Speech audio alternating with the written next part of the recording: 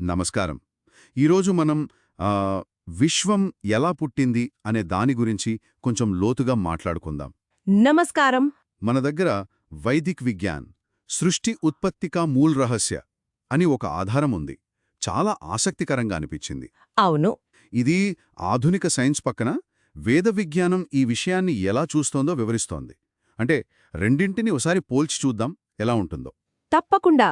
మంచి ఆలోచన. ఇప్పుడున్న సైన్స్ అంతా అంటే ఎక్కువగా ప్రయోగాలు, టెక్నాలజీ మీదే నడుస్తోంది కదా. అవును. పరిశీలన, ప్రయోగం ముఖ్యం. కనిపిస్తున్నదాన్ని కొలవగలిగేదాన్ని బట్టే నిర్ధారణలకు వస్తోంది. అయితే ఆమ్, అసలీ సృష్టికి మూలమేంటి అనే ప్రశ్న దగ్గర కొన్నిసార్లు సమాధానమంత స్పష్టంగా ఉండదు. నిజమే, కొన్ని పరిమితులుంటాయి. అక్కడే ఈ వేద విజ్ఞానం కాస్త భిన్నంగా ఆలోచిస్తోందనిపిస్తోంది.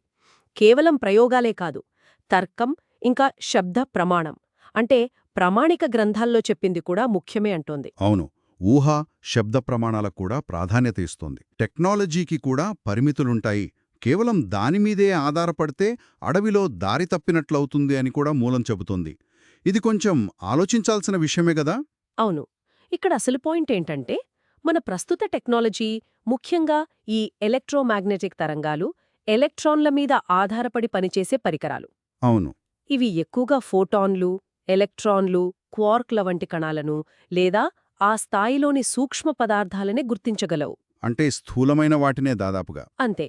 వీటికన్నా సూక్ష్మమైనవేమైనా ఉన్నాయా, లేదా అసలు ఈ కణాల లోపల కూడా ఇంకేదైనా నిర్మాణముందా అన్నది మన టెక్నాలజీ పట్టుకోలేకపోవచ్చు. ఓ. అందుకే వీటినే చివరివి అంటే మూల కణాలు, మూల్కణ్ అని పొరబడే అవకాశం ఉంది. అంటే ఉదాహరణకు ఇప్పుడు ఉప్పు, చక్కెర స్ఫటికాలు చూడ్డానికి ఒకేలా కనిపిస్తాయి దగ్గరగా. అవును. కాని రుచి చూస్తే తెలుస్తుంది కదా అవి వేరని. వాటి లోపల నిర్మాణం వేరు కాబట్టి. సరిగ్గా చెప్పారు. అలాగే మరి ఎలక్ట్రాన్, ఫోటాన్, క్వార్క్ లాంటి వాటి గుణాలు ఇంత భిన్నంగా ఉన్నప్పుడు వాటిని తయారు చేసిన అసలు పదార్థం, ఆ మూల్ పదార్థ్, అది కూడా వేరుగా ఉండాలి కదా. ఖచ్చితంగా. అదే వేద విజ్ఞానం చెప్పేది. లేకపోతే అన్నిటికీ గుణాలు ఒకేలా ఉండాలిగా. అవును. వేద విజ్ఞానం ప్రకారం ఈ ఎలక్ట్రాన్లు, క్వార్క్లు లాంటివి మూల భాగాలు కావచ్చు. అంటే బిల్డింగ్ బ్లాక్స్ లాగా. బిల్డింగ్ బ్లాక్స్ అంతే. కానీ మూల పదార్థం కాదు, అసలైన ఫండమెంటల్ సబ్స్టాన్స్ కాదు. ఓ, ఓకే. మరి అసలు పదార్థమేంటి? ఆ అసలైన మూల పదార్థం, దాన్ని ప్రకృతి అంటారు. అది సృష్టికి ముందుంటుందట, అంటే ప్రళయకాలంలో. అవును, అప్పుడది పూర్తి భిన్నమైన స్థితిలో ఉంటుంది. అదొక ఏకరీతి పదార్థం, ఏకరస అంటారు. దానికి హద్దుల్లేవు, అనంతంగా వ్యాపించుంటుంది. అనంతంగా, ఏకరీతిగా అంటే దాన్ని ఊహించుకోవడం కూడా కష్టమే. అవును, వర్ణించడం కూడా కష్టమే.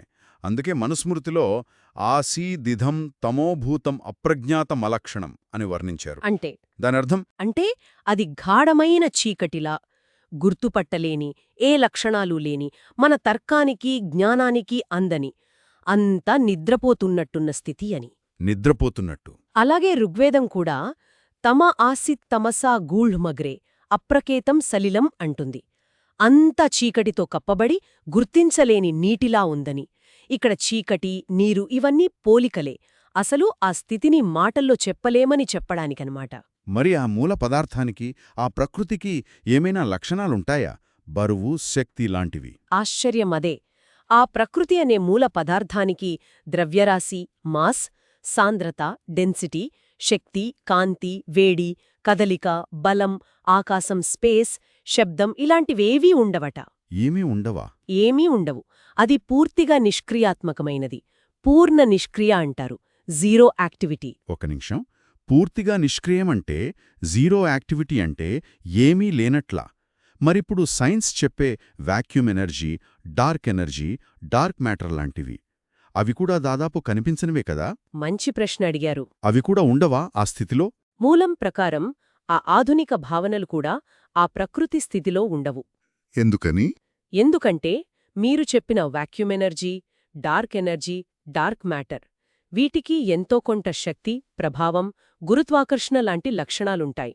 సైన్స్ వాటిని లెక్కిస్తుంది కదా. అవును, ఉంటాయి. కాని ప్రకృతి మాత్రం పూర్ణ నిష్క్రియ.